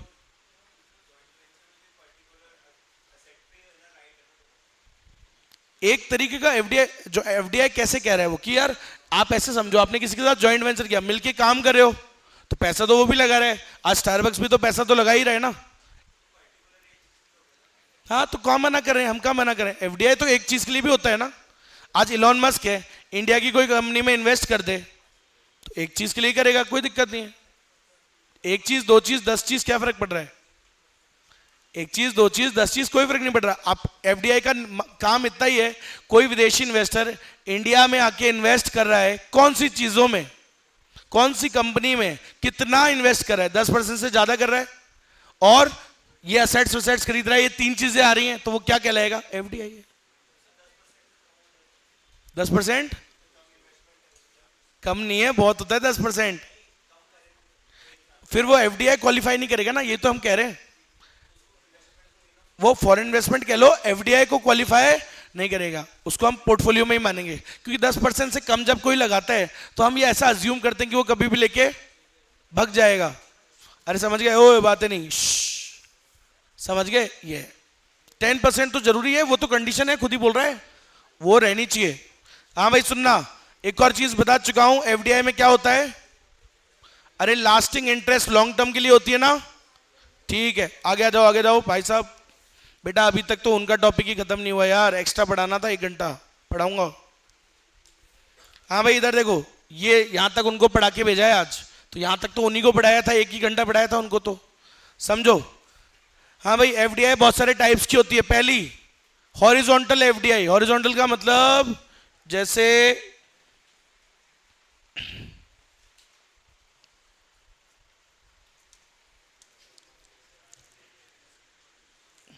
ड्यूक्स, पेप्सिको, अरे पेप्सी की कंपनी है पानी की, और ये जने कौन सी कंपनी है? लांगजा, कोई भी कंपनी है, क्या फर्क पड़ रहा है? मान लो पेप्सिको विदेश की कंपनी, ये इंडिया की कंपनी। पेप्सिको ने इसके साथ क्या कर लिया? दोनों पानी की कंपनी है ना, सेम टाइप का काम है दोनों का, सेम टाइप का काम कर रहे हैं, तो एक विदेशी कंपनी जब कोई हमारे देश में आके सेम टाइप का जो काम करने वाली कंपनी के साथ अगर क्या कर लेते हैं, जॉइंट वेंचर कर लेते हैं या उसमें इन्वेस्ट कर देते हैं 10% से ज्यादा, तो ये क्या कहलाता है, हॉरिजॉन्टल एफडीआई। वोडाफोन विदेश की कंपनी है, आइडिया इंडिया की कंपनी है, तो मान लो वोडाफोन ने उसके साथ आकर के यहाँ पे आइडिया में क्या लगा दिया, 20% खरीद लिया, 10 से ज्यादा, तो ये क्या कहलाएगा, कौन सी वाली एफडीआई, हॉरिजॉन्टल। मेन बात क्या याद रखनी है, जब दोनों सेम टाइप का काम करती हैं। अभी जो मैंने एग्जांपल दिया था आपको, हीरो बाइक बनाती है, हार्ले बाइक बनाती है, सेम टाइप का काम है, हॉरिजॉन्टल एफडीआई। एक विदेशी कंपनी जो बाइक बनाती थी, इंडिया में एक बाइक वाली कंपनी के साथ क्या कर ले, अगर एफडीआई कर दे, उसकी कंपनी में इन्वेस्ट कर दे, that's a horizontal FDI when they both are doing same type of काम। ठीक, नेक्स्ट अब सुनना, वर्टिकल एफडीआई क्या होता है। वर्टिकल एफडीआई, मान लो अपना ये देवांश है, इसका आइसक्रीम बनाने का काम है, नहीं, देवांश की दूध की डेयरी है, देवांश की दूध की डेयरी है। अब सुनना, इसका नाम है सरस दरस, ठीक है, थोड़ा बिल्कुल ही नाम थोड़ी कर दूंगा। अब किसकी कंपनी है ये, देवांश की, क्या बनाती है, दूध। अब फिर एक मेरी कंपनी है, बास्किन रॉबिन्स, हाँ बास्किन रॉबिन्स, इसमें एक वो मेरे को नाम, एक तो मैं नाम भूल जाता हूँ उसका, एक वो बास्किन रॉबिन्स होती है नीले रंग वाली, ब्लू करंट है, क्या नाम है उसका, ब्लैकबेरी करंट जो आइसक्रीम आती है, इसे 2-3 मिक्स करके, बास्किन रॉबिन्स बड़ी अच्छी लगती है, गंदे गंदे कलर्स हैं लेकिन मिक्स करके अच्छे लगते हैं, बहुत ही गंदे गंदे कलर है, एक तो भयंकर वाला पिंक, एक भयंकर वाला पर्पल, दोनों की मिक्स कर दो आइसक्रीम, टेस्टी तो लगती है, पता नहीं कौन सी नाम तो भूल जाता हूँ, कॉटन कैंडी और वो सब। ठीक है, अब मान लो बास्किन रॉबिन्स क्या बनाती है, आइसक्रीम बनाती है, एंड सरस दरस क्या करता है, दूध का काम है। अब मेरे को इससे क्या लेना होता है, आइसक्रीम बनानी है तो दूध तो चाहिए है, ठीक है, तो मैं दूध लेना है किससे, देवांश की कंपनी से। अब देवांश लीड है, देवांश तो लीड है जी, कई बार क्या करता है, टाइम पे दूध नहीं देता है, सप्लाई नहीं करता है जी, लेट कर देता है, प्रोडक्शन में डिले हो रहा है उसकी वजह से, है ना, प्रोडक्शन में डिले हो रहा है, कई बार इस दूध की क्वालिटी गिर जाती है, कई बार डाउन ग्रेडेड क्वालिटी दे देता है, तो मेरी आइसक्रीम की क्वालिटी पे इफेक्ट होता है।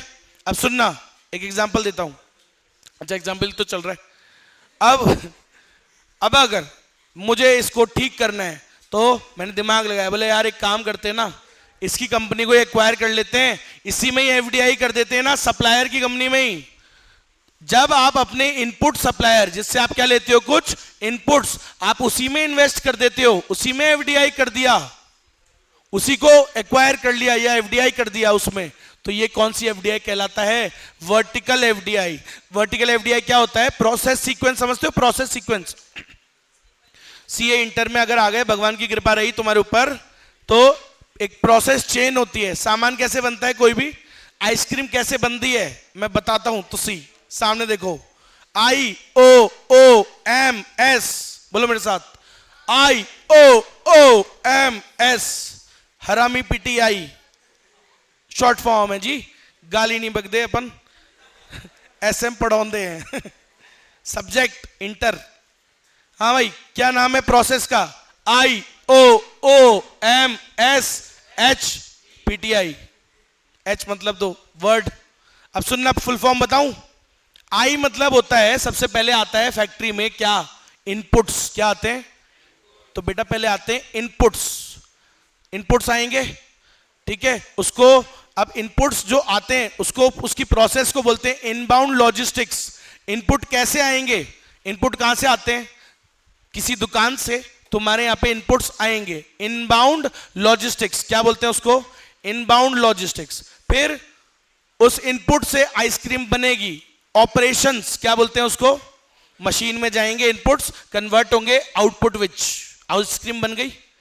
अब आइसक्रीम बनी है अभी, लेकिन कहां पड़ी है? फैक्ट्री में। फैक्ट्री से कहां जाएगी? गोदाम विच और द आउटलेट्स, उसको क्या बोलते हैं? आउटबाउंड।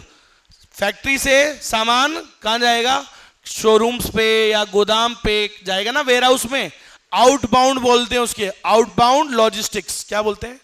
Outbound logistics. एम मतलब होता है सामान पहुंचा है अभी तो गोदाम पे या शोरूम पे, बेटा मार्केटिंग भी करनी पड़ेगी। क्या करनी पड़ेगी? मार्केटिंग। Marketing, advertisement. कस्टमर को पता कैसे लगेगा? तुम तो बना के बैठ गए, शोरूम में रखा है, उसको क्या अपने आप सपना आएगा सब कंज्यूमर को? नहीं, क्या करनी पड़ेगी? मार्केटिंग। एस मतलब मार्केटिंग के बाद क्या होता है? सामान बेचना पड़ता है, सेल्स। ये प्रोसेस समझते हो? अब HPTI होता है कुछ, बता देता हूं, बताऊं? Human resources. P मतलब प्रोक्योरमेंट, काम का नहीं है अभी, मतलब इसलिए।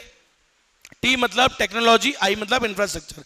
मैं तो आपको ये बता रहा हूं सामान ऐसे बनता है ना, लेकिन अगर आप पीछे वाले के साथ या आगे वाले के साथ अगर क्या कर लो, उसकी कंपनी में FDI कर दिया। सोचो इनपुट्स वाले की कंपनी में ही क्या कर दिया? FDI। कौन सी FDI कहलाता है?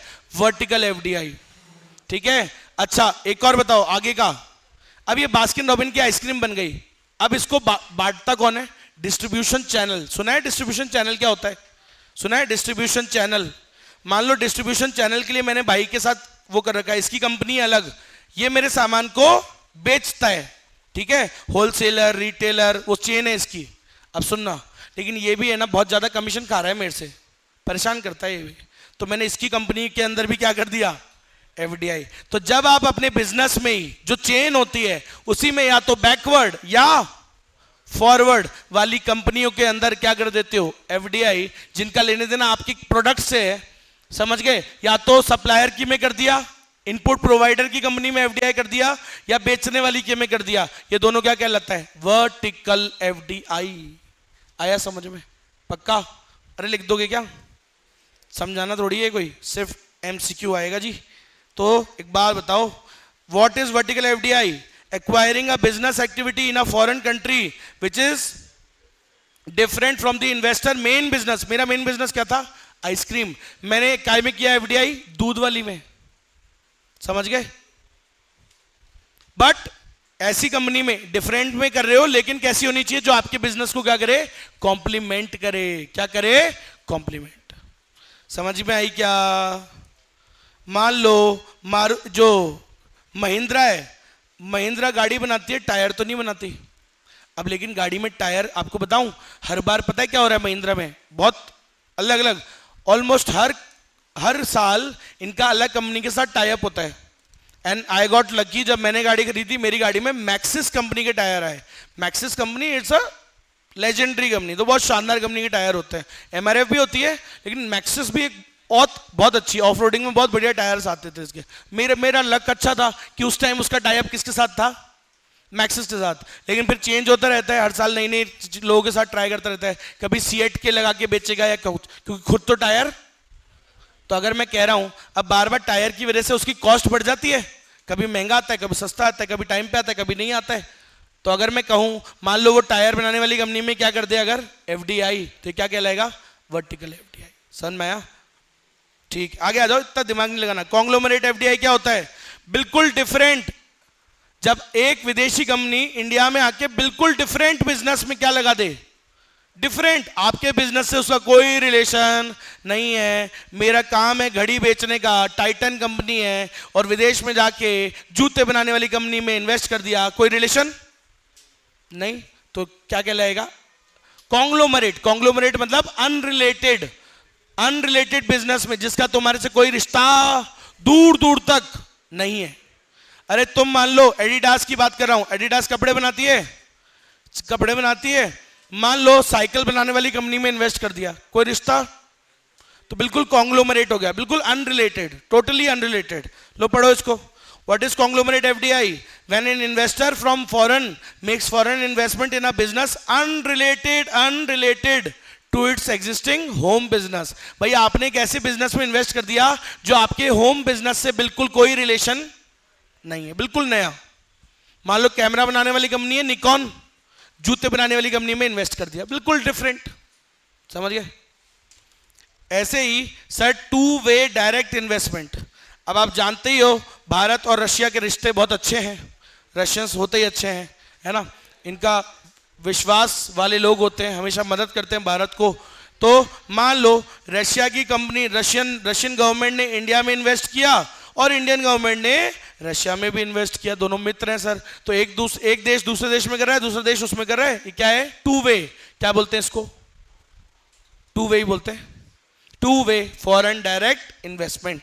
सो रेसिप्रोकल इन्वेस्टमेंट, भाई तुम दो दोस्त हो, तुमने मेरी में करी इन्वेस्टमेंट, मैंने तुम्हारी कंपनी में कर दी इन्वेस्टमेंट, सेम। ठीक है जी, आगे बढ़े जी। बात नहीं। हाँ भाई, बातें नहीं, सुनो। फॉरेन पोर्टफोलियो इन्वेस्टमेंट, ढंग से सुनना बेटा। क्या होता है, आधी बात तो बता चुका हूं, आधी से ज्यादा थोड़ी। क्या होता है फॉरेन पोर्टफोलियो इन्वेस्टमेंट? देखो, financial capital rather than ownership और कंट्रोल। सिर्फ पैसा आ रहा है सर, लेकिन कोई भी ओनरशिप नहीं आ रही, कोई भी कंट्रोल नहीं आ रहा, कोई मैनेजमेंट नहीं करना, सिर्फ काय में इन्वेस्ट कर रहे हैं, बोलो मेरे साथ। अरे it only includes investment in financial stock, bond, share market, financial instrument. सन में है क्या? अरे बोलो भैया। इट एग्जांपल्स देखो, it includes depositing funds in a foreign bank और purchasing bonds from a foreign entity. Swiss bank में तुम क्या कर रहे हो? इन्वेस्ट कर रहे हो। फॉरेन बैंक है वो, तो देश के बाहर का है ना, तो इन्वेस्ट क्यों कर रहे हो वहां? क्यों रख रहे हो पैसा? क्यों रख रहे हो? देश के अलावा कहीं और पैसा रख रहे हो ना, दूसरे देश के बैंक में रखोगे, वो क्या है? एफपीआई होता है वो, फॉरेन पोर्टफोलियो इन्वेस्टमेंट। समझ में आ गया? तो याद रखना, depositing funds in a foreign bank और purchasing bonds from a foreign company. Foreign company के बॉन्ड्स खरीद रहे हो, क्या है सर? शेयर बाजार में लगा रहे हो, सिर्फ स्टॉक खरीद रहे हो, सिक्योरिटी में इन्वेस्ट कर रहे हो, सिर्फ क्या है ये? Foreign portfolio investment. इसका मतलब सर लॉन्ग टर्म नहीं टिकना चाह रहे, नहीं टिकना चाह रहे, मजे लेंगे, फायदा कमाएंगे और कहीं और निकल जाएंगे। सही है? ओके। एफपीआई कौन कौन कर सकता है? अरे एक इंडिविजुअल भी कर सकता है, ग्रुप ऑफ पीपल, इंस्टीट्यूशंस भी कर सकते हैं, and they can invest through capital market, share बाजार के थ्रू भी इन्वेस्ट करते हैं। समझ में आया क्या? अब सुनना, इससे भी तो फायदा ही है ना, अपन क्यों मना करें किसी को? अरे सही है कि नहीं है? मेरी बात को समझो, देश में पैसा आना चाहिए, चाहे एफडीआई से आए, चाहे एफपीआई से। हाँ, हम बैक ऑफ द माइंड चाहते ही हैं कि कौन सा है, चाहते हैं, लेकिन कोई अगर एफपीआई में भी आ रहा है तो मना थोड़ी करेंगे, क्योंकि नेचुरली इनफ्लो आ रहा है हमारे देश का, इसका बैलेंस ऑफ पेमेंट क्या हो जाता है इससे? ठीक, बैलेंस ऑफ पेमेंट बेटा अभी इतना सही बता सकता हूं कि inflow of foreign capital, outflow of foreign capital. Foreign exchange का आना, फॉरेन एक्सचेंज का जाना, और हमारे देश में सच में आउटफ्लो होता है ज्यादा और इनफ्लो होता है कम। ये होते हैं आउटफ्लो किसका? Foreign exchange. और ये क्या होता है? इनफ्लो। और तुम जानते ही हो बेटा, हमारे देश में इनफ्लो होता है कम, आउटफ्लो होता है ज्यादा। तो जो भी आ रहा है आने दो ना यार, सही है क्या? अगर बताओ इधर एफपीआई आ रहा है, आने दो, एफडीआई आ रहा है, आने दो, थोड़ा तो ठीक हो जाएगा ना बैलेंस। वैसे तो हमारा नेगेटिव ही होता है, याद करो 12th क्लास में इनके लाइन पढ़ाई जाती है, balance of payment always shows a negative balance. Yes और no? In India balance of payment is always negative. है या नहीं है? ये क्वेश्चन होता है, क्योंकि सच बात है, इंडिया में नेगेटिव होता है, because the outflows are more than the inflows. तो जो भी आ रहा है हम क्यों मना करेंगे? आने दो ना। Foreign portfolio investment is good, कोई बात नहीं, इनफ्लो तो आ ही रहा है। तो इसलिए वो बोल रहा है it affects the balance of payment, इससे प्रभाव पड़ता है, और इससे हमारे देश की एक्सचेंज रेट और उस पर भी प्रभाव पड़ता है। रादर देन किस पे प्रभाव नहीं पड़ता? प्रोडक्शन और इनकम जनरेशन पे प्रभाव नहीं पड़ता, क्योंकि यहां पे आके कोई ओनरशिप कंट्रोल कर ही नहीं रहा। वो तो आ रहा है, थोड़ा सा पैसा लगाता है भाई, कोई बहुत ज्यादा नहीं, बोला ना 10% से कम, थोड़ा सा पैसा लगा रहे हैं, आ रहे हैं, मजे लेके कहीं और भग जाएंगे। तो ये यहां कोई देश की प्रगति में, देश के प्रोडक्शन में कोई योगदान नहीं हो रहा। हम फिर क्यों आने दे रहे हैं? अरे आने दो ना, पैसा थोड़ा तो आने दो। अरे सही है कि नहीं है? ठीक है, चलो नेक्स्ट सुनना भाई, की पॉइंट्स अबाउट एफबीआई, एफपीआई सुनना भाई। It does not focus on, लो फटाफट स्पीड दिखाता हूं तुमको सर, ये मैन्युफैक्चरिंग पे फोकस ये सिर्फ लगाने पे फोकस करता है, शेयर वेयर में लगाता है, फायदा कमाता है, निकल लेता है। सही है। Investor in FPI do not aim to control, सही बात है, ये कंट्रोल करने नहीं आते, मैनेज भी नहीं करते, सिर्फ मजे लेने आते हैं सर। द प्राइमरी गोल क्या है इनका? प्राइमरी गोल होता है to earn return on investment, जो पैसा लगाया उस पर बस बढ़िया रिटर्न मिल जाए, बढ़िया, और कैपिटल सेफ रहे। इनके दो ही होते हैं इंटेंशन। कोई अगर हमारे देश में शेयर वेयर में मार्केट में पैसा लगा रहा है, उसकी इंटेंशन क्या है? एफपीआई कर रहा है, उसकी क्या गोल होती है? सिर्फ दो, एक तो थोड़ा सेफ रहे पैसा, और एक हाई रेट मिले, कमाई मिले उसमें। सही है। नेक्स्ट, एफपीआई जनरली क्या होता है? लो, it involves investing a lower stake in the companies, usually less than. तो लोअर स्टेक, यार कोई भी कंपनी में छोटा मोटा 2-5%, 1-2% खरीद रहे हो शेयर्स, तो यार ये क्या है? एफपीआई। और सुनना सर, ये क्या होता है नेचर में? बोलो मेरे साथ। शॉर्ट टर्म होता है नेचर में। It does not contribute to long term growth of the country. No, long term growth country की किससे होती है? एफडीआई।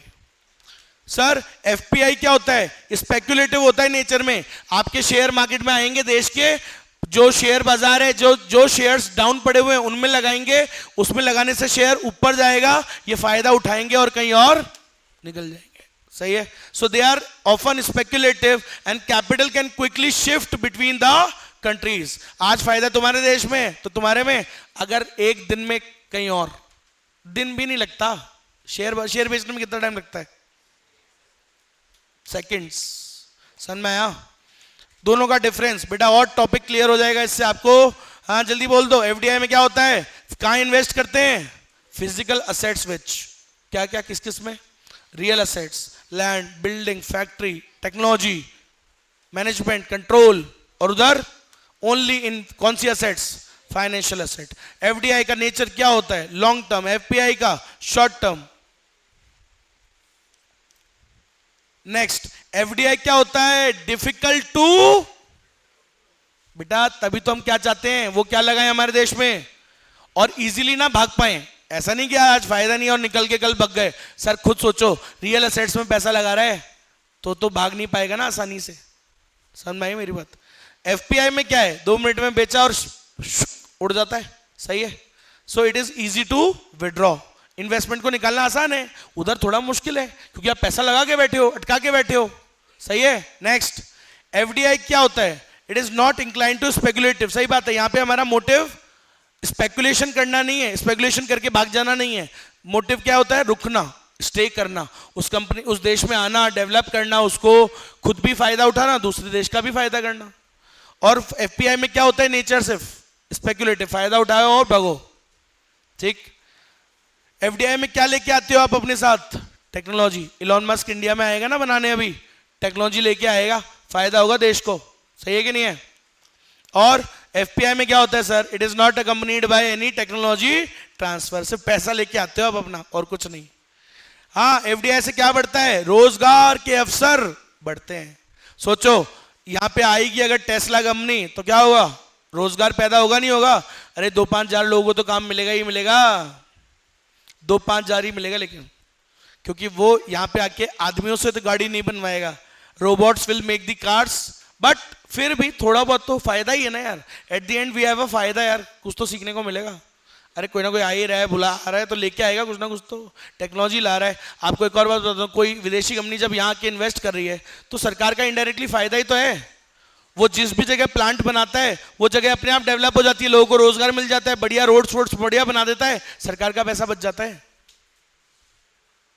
सोचो, आज अगर राजस्थान में जयपुर में हीरो होंडा का प्लांट आएगा मान लो, तो हीरो होंडा कितने मासिव स्केल पे काम करता है आपको पता ही है। मारुति का प्लांट आएगा यहाँ पे तो क्या होगा? यहाँ के लोगों को रोजगार मिलेगा। तुम में से क्या पता 2-4 सीए की नौकरी वहीं पे ही लग जाए। सही है। तुम में से मान लो किसी के छोटे भाई इंजीनियर हो, उनकी भी जॉब लग जाएगी, एम्प्लॉयमेंट क्रिएट होगा, आसपास का एरिया डेवलप हो जाता है। बहुत फायदा है यार, समझ रहे हो? नेक्स्ट, एफडीआई में और क्या होता है सर? साथ में क्या आता है? मैनेजमेंट। और वहां पे कोई मैनेजमेंट, कोई कंट्रोल नहीं होता, सिर्फ आओ मजे लो और चले जाओ। एफडीआई में क्या होता है sir? There is significant degree of influence by the investor. सही बात है। आज स्टारबक्स आया, उसके साथ काम कर रहा है टाटा के साथ, क्या उसका इन्फ्लुएंस होगा या नहीं होगा? बिल्कुल इन्फ्लुएंस होगा, पैसा लगाया 10% से ज्यादा, इन्फ्लुएंस तो होगा ही ना, बिल्कुल। इन्फ्लुएंस मतलब अरे वही प्रभाव, पावर थोड़ी होती है, 10% से ज्यादा कुछ खरीद रहे हो तो पावर तो है ही ना। एफपीआई में क्या है sir, no significant impact on the management of the enterprise. मान लो मैं विदेशी तो हुई, लगता ही हूं मान लो मैंने जियो की कंपनी में इन्वेस्ट करा हुआ है, मान लो थोड़े बहुत शेयर खरीदे हुए हैं 500 1000, अब मुकेश को फोन कर रहा हूं, मैंने कहा यार what the hell Mukesh bro बोले यार मीटिंग में नहीं बुलाया तुमने तो कल। वो बोला कितने शेयर हैं आपके पास, मैंने कहा 0.00002%।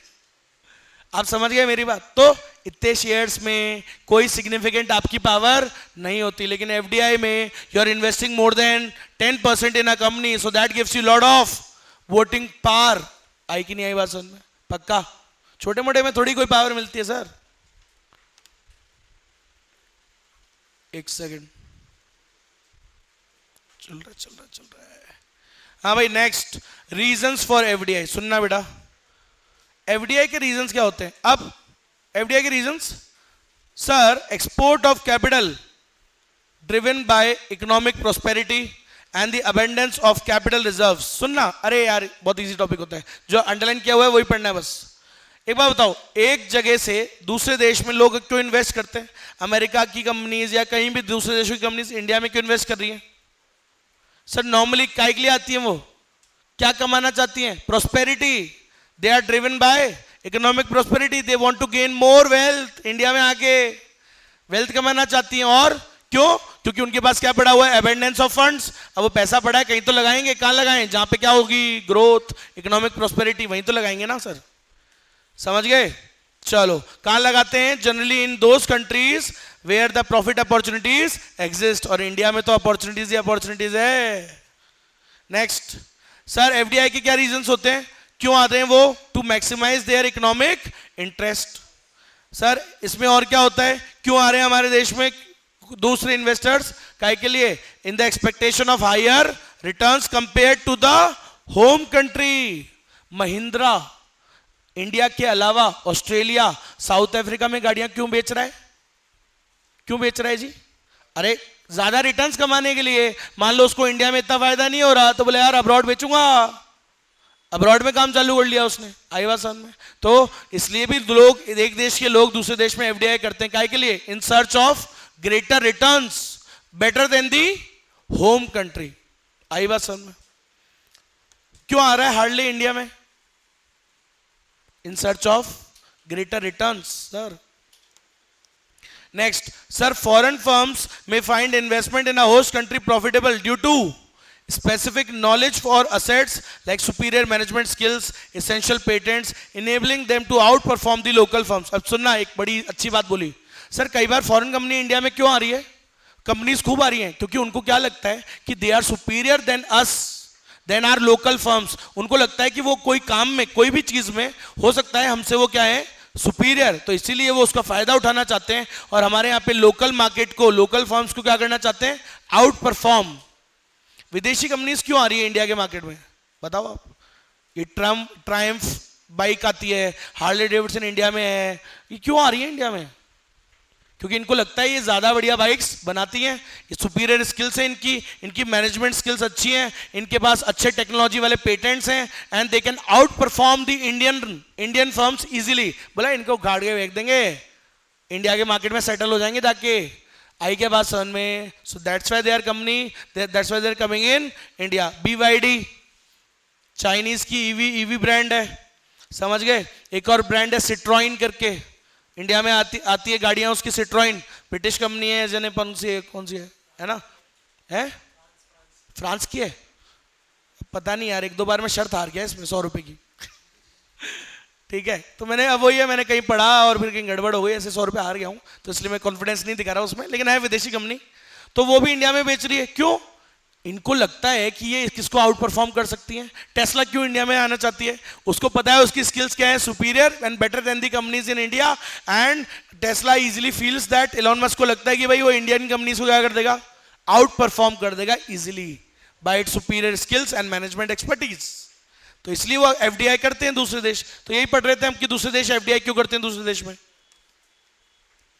अब सुनना भाई, तो ये सारे टॉपिक्स है, फिर से वही बातें। हो भाई चलो ये तो खत्म कर देंगे, थोड़ा सा फास्ट करते हैं। ये टॉपिक थोड़ा सा अजीब, अजीब नहीं बोरिंग लगता है, लेकिन आप भी जानते हो, देखो कुछ भी छोड़ना सीए में बहुत हानिकारक होता है, तो थोड़ा सा फास्ट कर लो कोई चीज को, लेकिन छोड़ो मत। हाँ भाई, रीजंस फॉर एफडीआई, सिंपल सी बातें। अरे काय के लिए एफडीआई कर रहे हैं, फिर से सेम बात, ट्रेड रिलेशंस को ग्रो करने के लिए। अरे रशियन गवर्नमेंट, इंडियन गवर्नमेंट, क्यों हम जाके वहां करें, वो क्यों हमारे यहाँ करें, काय के लिए, ताकि रिलेशंस बिल्ड हो। हम भी यूएई वगैरह में, दुबई उबई में इन्वेस्ट कर रहे हैं, वो हमारे यहाँ इन्वेस्ट करें, क्यों, to build a trade relations, growing trade relations. अरे समझ में आया क्या? नेक्स्ट सर प्रोडक्शन और इन्वेस्टमेंट को बढ़ाने के लिए, ताकि प्रोडक्शन बढ़े। याद करो, अगर तुम अपने देश में बेचोगे सिर्फ, तो क्वांटिटी कम बनाओगे, और दूसरे देश में बेचोगे तो ज्यादा बनेगी क्वांटिटी, प्रोडक्शन भी बढ़ेगा, इन्वेस्टमेंट भी बढ़ेगा। तो इसलिए भी करते हैं एफडीआई। और क्यों करते हैं? Desire to benefit of from economies of scale. Economies of scale बनाया था क्या, एक दिन बताया था मैंने, याद करो, महिंद्रा वाला एग्जांपल, महिंद्रा गेटअवे दिखाई थी एक गाड़ी जो इंडिया में बहुत कम बिकती है, अब लेकिन उसको बनाना तो पड़ ही रहा है ना, तो लार्ज स्केल में बनाता है और अब आधी कहां बेच देता है, ऑस्ट्रेलिया, प्राइस डंपिंग करके सस्ता करके ऑस्ट्रेलिया में बेच रहा है। तो सर लार्ज स्केल का फायदा मिल रहा है ना उसको। एफडीआई करने से क्या है, अब सोचो, इलॉन मस्क चाहता तो यही था, दिमाग तो है ही भाई, वो चाह रहा था कि इंडिया में बनाए ना, वो चाह रहा था वहीं पे बनाए। तो वहां पे अगर मैं कह रहा हूं 2 लाख गाड़ियां बना रहा है, तो अगर वो इंडिया में भी बेचेगा, मान लो मोदी ने उसको अलाउ कर दिया, बोला ठीक है वहीं से गाड़ी बेच दे, वहीं से लिया और इंडिया में बेच देना, तो वो वहां प्रोड्यूस कितनी करेगा, 5 लाख गाड़ियां। 5 लाख बनाने से उनके देश में प्रगति होगी, हमें क्या फायदा? 5 लाख बनाने से उसको तो फायदा होगा ना। लार्ज क्वांटिटी में बनाते हैं तो पर यूनिट कॉस्ट क्या आती है, कम, तो गाड़ी की कॉस्ट कम होती है उसके वहां। समझ में आई मेरी बात? तो लार्ज स्केल में बनाने से फायदे होते हैं सर। एफडीआई इसलिए तो करता है आदमी। कोई भी इंडियन कंपनी बाहर जाके क्यों इन्वेस्ट कर रही है, महिंद्रा क्यों कर रहा है, क्योंकि अब महिंद्रा इससे क्या कर पाएगा, लार्ज स्केल में प्रोडक्शन करेगा, पर यूनिट कॉस्ट कम, प्रॉफिट ज्यादा। तो इसलिए भी हम एफडीआई करते हैं। एक्स्ट्रा गाड़ियां कहां बेच देगा, दूसरे देश में, क्या दिक्कत है? Next, desire to acquire promising foreign firms to prevent future competition and potential loss of export markets। सुनना आप मेरी बात को, विदेशी कंपनियां क्यों हमारे देश में इन्वेस्ट कर रही हैं पता है? क्योंकि उनको ऐसा लगता है कि भाई उनके देश में क्या पता फ्यूचर में कंपटीशन बहुत हैवी हो जाए, सो भविष्य में कंपटीशन आने से पहले ही अपने पैरों को स्टेबल कर लो, सब जगह पैर पसार लो थोड़े थोड़े। आज महिंद्रा को भी पता है, आज नहीं तो कल हो सकता है भाई इंडिया में आज उसका मान लो मोनोपोली जैसे अच्छा मार्केट है ना, काफी अच्छा वो है, लेकिन भविष्य का क्या पता सर, भविष्य का तो नहीं पता। तो पहले ही जाके वहां पे क्या कर लो, दूसरे देशों में भी अपने पैर डाल लो। बात समझ में आई मेरी बात? इसलिए भी एफडीआई कर रहे हैं, to prevent the future competition. भविष्य के लिए हर आदमी इनसिक्योर होता है यार, समझ रहे हो मेरी बात? डर लगता है आदमी को यार फ्यूचर में क्या पता कोई और आ जाए, क्या हो जाए, तो इसलिए अपने कंपटीशन को पहले ही वो क्या कर लेता है, सिक्योर, वहां पे जाके दूसरे देशों में भी डाइवर्सिफाई कर लेता है काम को। समझ में आई मेरी बात? ऐसा रिस्क डाइवर्सिफिकेशन, सर आप जब 2-3 देशों में, 4-5 देशों में इन्वेस्ट करोगे, इससे आपका रिस्क क्या हो जाएगा, डाइवर्सिफाई, रिस्क थोड़ा कम हो जाता है। सोचो अगर मेरा पूरा बिजनेस इंडिया में है और इंडिया में आ गया मान लो रिसेशन, अब मेरी तो लंका लग जाएगी। लेकिन अगर मान लो 4-5 देशों में और एफडीआई करा हुआ है मैंने, तो ठीक है यार, अगर एक देश में डाउन भी जा रहा है तो 3 में फायदे में भी तो जा रहा है, तो इससे थोड़ा रिस्क अवर्ट हो जाता है, रिस्क कंट्रोल हो जाता है, सही है कि नहीं, रिस्क बढ़ जाता है। पार्टनरशिप बिजनेस क्यों करते हैं हम, क्यों रेडी हो जाते हैं प्रॉफिट बांटने के लिए, क्योंकि रिस्क भी तो बढ़ रहा है ना। पार्टनरशिप क्यों करते हैं, ताकि पूरा रिस्क एक आदमी का ना रहे, वो भी बढ़ जाए, तो इसलिए करते हैं एफडीआई भी दूसरे देशों में, ताकि रिस्क थोड़ा बढ़ जाए, फुल डिपेंडेंसी एक देश पे ना रहे। नेक्स्ट, सर कई बार एफडीआई इसलिए भी करते हैं क्योंकि हम मान लो कॉमन लैंग्वेज शेयर करते हैं, we share common language boundaries. Example दूं आपको, जैसे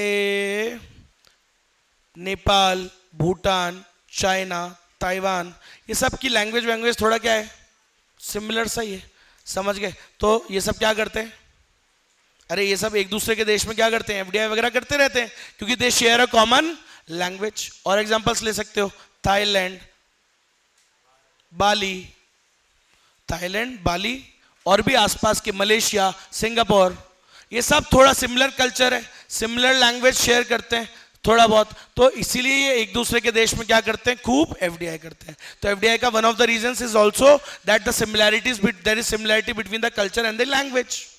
आया समझ में?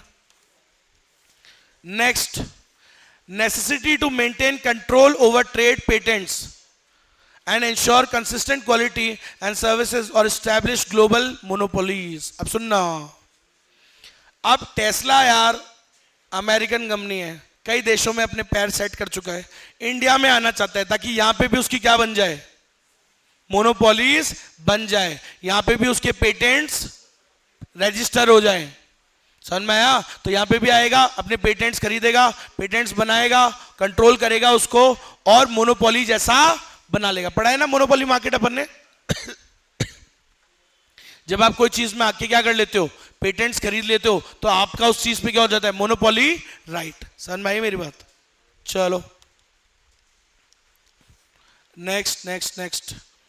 हाँ भाई, एफडीआई क्यों करते हैं हम दूसरे देशों में, या दूसरे देश वाले हमारे देश में क्यों कर रहे हैं? बिकॉज वहां पे उनको क्या लग रहा है, high potential emerging markets with substantial population. तो दूसरे देश के इंडिया में क्यों आ रहे हैं लोग? Because of its large domestic population. We have a population of more than 55 countries. हर देश इसलिए पागल हो रहा है इंडिया में बेचने के लिए। खुद तुम बताओ, तुम अगर कोई सामान बनाते हो तो तुम बोल रहे हो, बोलो सर मैं तो विदेश में बेचूंगा, कोई बेवकूफ जाके बेचेगा? इंडिया में 55 देशों से ज्यादा पॉपुलेशन है। The best market to sell is India, इसलिए everyone wants to sell in India। Lucrative market है, इतना बड़ा डोमेस्टिक साइज है हमारे मार्केट का, तो इसलिए सर दूसरे देश आते हैं जहां उन्हें पोटेंशियल लग रहा है कि भाई India is an emerging market for their products. समझ गए? मान लो कि कोई गाड़ी बना रहा है, उसको लग रहा है India is the best market for that. नौजवान है सारे, तो बढ़िया गाड़ियां बिकेगी इधर, वहां बेचो इंडिया में। सिंपल है।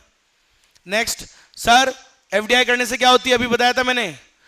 अब सुनना, कई जगह है ना, अमेरिका जैसे मान लो, अमेरिका में पता है आपको पॉल्यूशन टैक्स बहुत ज्यादा लगता है, बहुत ज्यादा है, कार्बन टैक्स, कार्बन एमिशन।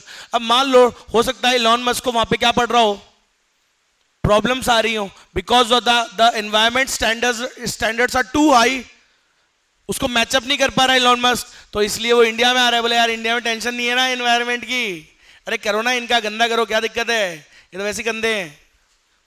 हाँ, एक्सटर्नलिटीज पढ़ा है ना अपन ने, हमारे यहाँ पे एनवायरमेंट स्टैंडर्ड्स हाई हैं, लो हैं, इसलिए विदेशी कंपनी आ रही है। बोला ठीक है ना, अपने देश में तो फिर भी ठंडा है, प्रॉब्लम करते हैं, यहाँ पे इंडिया में जाओ, इंडिया में कोई दिक्कत नहीं है, मजे करो। समझ गए? तो कई बार इस वजह से भी बोले इंडिया में जाओ, एनवायरमेंट स्टैंडर्ड्स है ही नहीं, तो लो कॉस्ट में काम हो जाएगा अपना, दमादम करो पॉल्यूशन। क्यों? बढ़िया मशीनरी में इन्वेस्ट कर रहे हो, वही मशीन से प्रोडक्शन करेंगे, कोई इको फ्रेंडली खरीदने की जरूरत नहीं है, लगातार पॉल्यूशन करो दमादम, कॉस्ट की कोई टेंशन नहीं है, कॉस्ट कम आएगी ना, सिंपल है। तो कई बार कॉस्ट को कम रखने के लिए, क्योंकि क्या पता दूसरे देश के अंदर standards are very low, environment standards is not a problem, strictness है ही नहीं, तो इसलिए भी कई बार लोग दूसरे देश में इन्वेस्ट करते हैं। आज हमारे देश के गुज्जूस फ्रॉम द गुजरात, ये क्यों जा रहे हैं इंडिया से? कई बार ज्यादातर, मतलब I am not saying all of them, but ये यहाँ के जो बिजनेसमैन है दूसरे अफ्रीकन कंट्रीज में जा रहे हैं। पता है क्यों?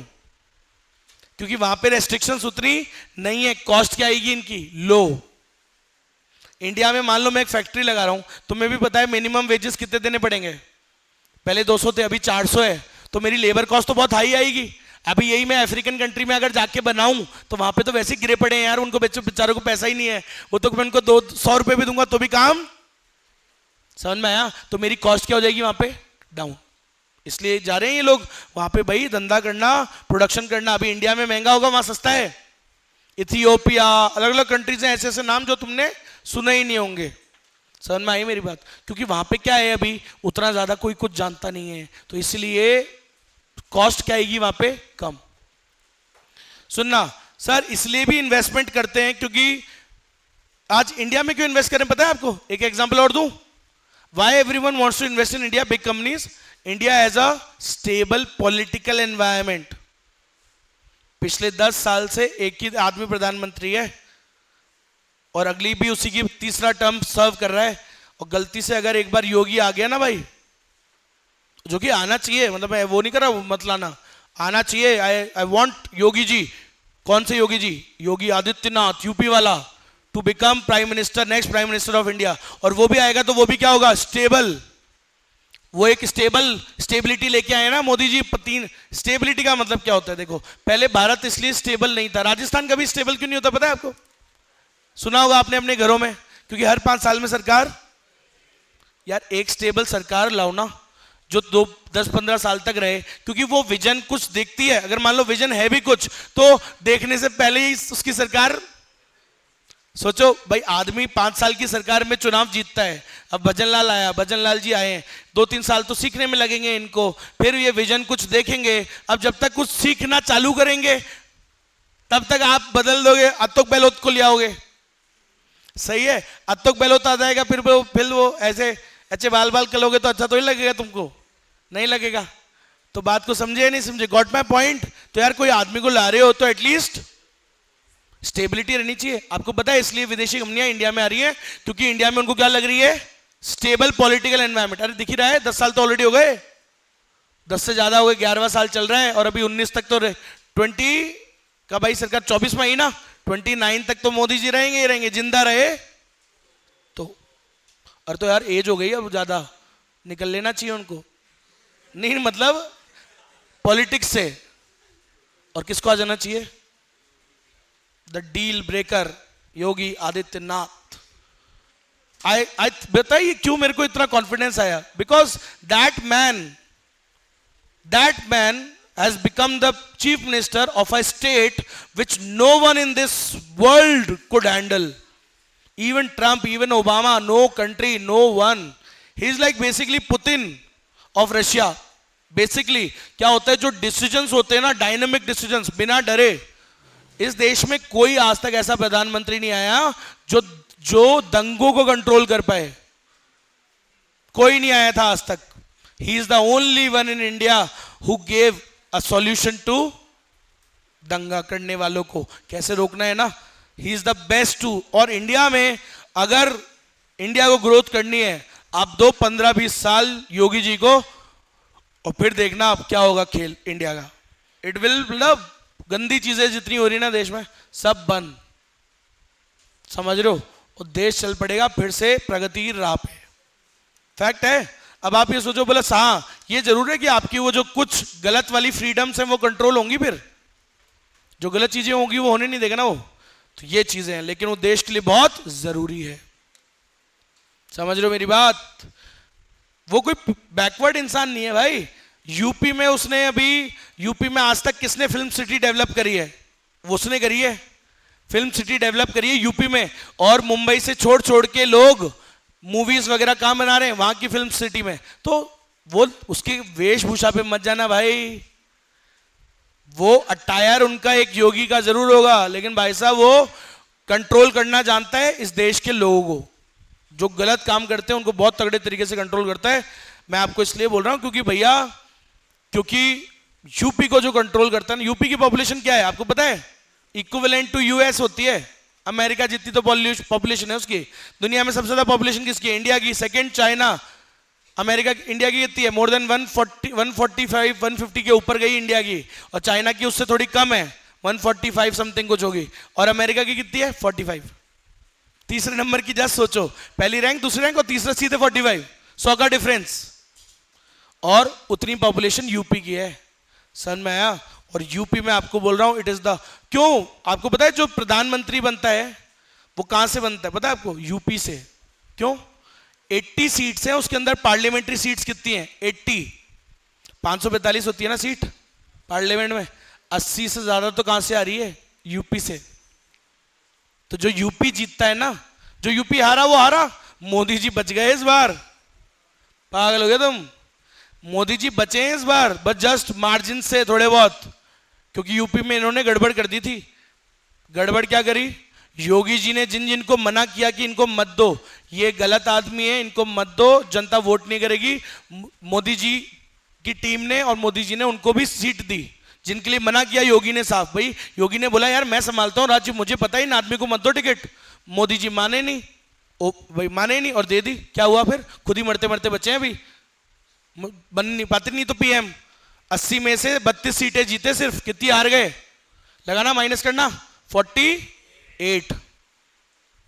किसकी गलती? खुद ही की गलती थी तो उनकी, समझ रहे हो? योगी के यूपी में उसको मतलब उसको नहीं बुला रहे रैली के लिए, मतलब खुद ज्यादा के रैली कर रहे हैं। भैया मेन फेस है वो अभी आज की डेट में, कोई भी चुनाव हो पूरे इंडिया में योगी जाता है, ही is the star of basically, आने वाला फेस ही वही है। जिस दिन अगर वो एक बार आया तो कोई, देखो मोदी जी जब आए थे कोई रोक नहीं पाया था उनको, नहीं रोक पाया ना, बहुत कई लोगों ने कोशिश भी करी थी, जो पुराने बीजेपी के जो लीडर्स थे जो उनसे बड़े थे, they tried to stop him, बोला यार हम बनने वाले थे पीएम, तो इसकी कहां से आगे नया। बहुत लोगों ने कोशिश करी। जो आपकी देश की आपकी राज्य की कौन थी वो, अरे यार क्या नाम है, वसुंधरा जी। वसुंधरा जी क्यों चिढ़ती थी? वसुंधरा जी सीएम थी राजस्थान की, वो सीएम था गुजरात का। बिहार का सीएम कौन है? नीतीश कुमार था। ये तीनों सेम एज के हैं, तीनों एक समय पे सीएम थे। और एक वो एमपी वाला क्या नाम है, शिवराज चौहान, ये सब सीएम थे। उनमें से एक आदमी निकल के बोले यार देश का प्रधानमंत्री कैसे बन गया, मैं कमी थी क्या हम में? तो ये चिढ़ते हैं, उससे जलते हैं बेसिकली। तो ऐसे जिस दिन योगी आएगा उसको कोई रोक नहीं पाएगा। इंडिया की जो वो लहर चालू होगी ना, और वो आना चाहिए, क्योंकि वो क्या लेके आएगा? Political environment, stable political environment के साथ आएगा। आने वाले 10 15 20 साल उसे कोई हटा नहीं पाएगा अगर वो आ गया तो, समझ में आया? और क्या आएगी दमादम देश में? एफडीआई, क्योंकि एफडीआई उसी देश में लगाई जाती है जहां पे पॉलिटिकल एनवायरनमेंट बहुत स्टेबल होता है। Would you invest in a country called Afghanistan? No, there is no politics there, political government ही नहीं है, तालिबान रूल कर रहा है। Would you ever invest in a country like Pakistan? No. Are the FDIs are going in Pakistan? No, because they don't have a stable government. समझ में आया क्या? प्रधानमंत्री के कान से के पास से गोली मार देते हैं, प्रधानमंत्री को जेल में बिठा रखा है उन्होंने। और सुनने में तो बहुत गंदी गंदी चीजें आती है, बता नहीं सकता हूं मैं। प्रेसिडेंट, प्रधानमंत्री, कभी भी वहां का जो आर्मी का जो जनरल होता है कभी भी तख्ता पलट कर देता है और उनको उड़ा देता है। इमरान खान इसलिए बोल रहा हूं क्योंकि is such a famous personality of cricket. हाँ, इंडिया के लोग भी भाई कब से जानते हैं इमरान खान को, यार इतना बड़ा आदमी है यार, है ना? He has done so much काम, मतलब काम एज इन, चलो क्रिकेट में तो किया ही है ना, इतना बड़ा आदमी उसको जेल में बिठा रखा है, वो पता नहीं क्या क्या कर रहे हैं, बता नहीं सकता। तो आप समझो, कोई इन्वेस्ट करेगा? कोई कंपनी एफडीआई जाकर के वहां जा रही है कंपनीज? नहीं, क्योंकि वहां पे देश में कुछ भी पॉलिटिकल एनवायरनमेंट स्टेबल नहीं है, लॉ एंड ऑर्डर नहीं है। लो बस फिनिश करते हैं, 2 मिनट और एंड करते हैं। हाँ भाई सर, कोई भी आप दूसरे देशों में क्यों जा रहे हो इन्वेस्ट करने? ओपननेस। अरे वो गुज्जूस क्यों जा रहे हैं विदेश में? ओपननेस के लिए। सर उनके देश में ओपननेस है, समझ रहे हो? वो काम के लिए क्या है, दे आर, मतलब यहां पे सरकार मान लो थोड़ा सा क्या कर रही है, रेस्ट्रिक्ट, कानून वानून कंट्रोल। वहां की सरकारें क्या है, मान लो ओपन है, friendly to the business, encouraging the businesses, preferential investment systems like special economic zones. उन्होंने बढ़िया बढ़िया इकोनॉमिक जोन्स बना रखे हैं अपने देश में, इसलिए हमारे देश की कंपनियां वहां पर जा रही हैं। सुनना, कई बार हम इसलिए भी जाते हैं एफडीआई करने दूसरे देश में क्योंकि वहां पे रॉ मटेरियल सस्ता है। कोई चीज का रॉ मटेरियल इंडिया में है ही नहीं। आज ईवी गाड़ियां ना, ईवी गाड़ियां, इसका रॉ मटेरियल इंडिया में है ही नहीं। कहां से आता है सारा? वो बैटरी का मामला सारा बाहर से। तो lot of Indian companies are investing in those countries जहां पे उसका रॉ मटेरियल है। तो कई बार हम रॉ मटेरियल के लिए भी क्या करते हैं, दूसरे देश में जाकर के एफडीआई करते हैं, क्योंकि वहां पे वो रॉ मटेरियल मिल रहा है, कंट्रोल आएगा ना आपका उससे रॉ मटेरियल पे, समझ गए? कॉस्ट इफेक्टिव सप्लाई रहेगी, लगातार सप्लाई मिलेगी रॉ मटेरियल की, वहां पे जाके क्या कर दो। सोचो, आज टाटा ने मान लो चाइना की कोई बैटरी बनाने वाली कंपनी के अंदर क्या कर दिया, एफडीआई। उससे क्या आएगा टाटा कंपनी के पास? रेगुलर सप्लाई ऑफ बैटरीज बनी रहेगी, अच्छी क्वालिटी की बैटरीज आएगी, रेगुलर आएगी, कम कॉस्ट पे आएगी, जबकि बाकी राइवल्स को हाई। नेक्स्ट, हाँ भाई, लो रिलेट, अरे बता दिया ऑलरेडी। इथियोपिया क्यों जा रहे हैं गुज्जू? वहां पे वेजेस क्या है? कम, लेबर कॉस्ट क्या लगेगी? कम, प्रॉफिट ज्यादा। So that's why they are setting up their FDIs, setting up their plants in African countries. बहुत फायदा है भाई, मजाक नहीं कर रहा मैं, पैसा है तो धंधा है तो उधर लगाओ, क्योंकि वो बढ़ेंगे अब, सही है कि? क्योंकि वहां पे क्या है, लेबर अबंडेंस है, भुखमरी है, तुम जानते हो यार, वहां पे तो काले वो रोटी वोटी है नहीं उनके खाने के लिए, सही है? लेबर कॉस्ट होम कंट्री में इंडिया में हाई है, वहां पे सस्ती है, तो कहां पे प्रेफर करोगे बनाना? बना वहां रहे हैं अब, समझ रहे हो मेरी बात? खूब कंपनियां जा रही हैं वहां पे। Next, tax differentials and favourable tax policies. Sir India में क्यों आ रही हैं भाई कई कंपनीज? क्योंकि इंडिया में मान लो जो सरकार है वो काफी एनकरेजिंग है, फेवरेबल टैक्सेस वगैरह हैं यहाँ पे, ज्यादा रूल रेगुलेशन नहीं लगाते, तो कई बार इन चीजों की वजह से ये फायदा उठाने के लिए भी दूसरे देशों में एफडीआई कर देते हैं, हम भी कर देते हैं। समझ में आई मेरी बात?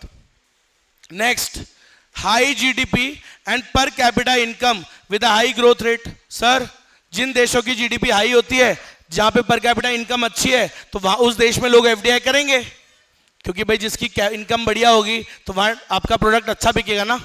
अगर आप लैपटॉप बेचते हो, मोबाइल बेचते हो, ऐसे देश में जाके बेचोगे क्या जहां पे पैसा ही नहीं लोगों के पास? कहां बेचोगे? जहां पे लोगों के पास हाई इनकम है, हाई जीडीपी है, हाई ग्रोथ रेट है, वहीं जाके बेचोगे।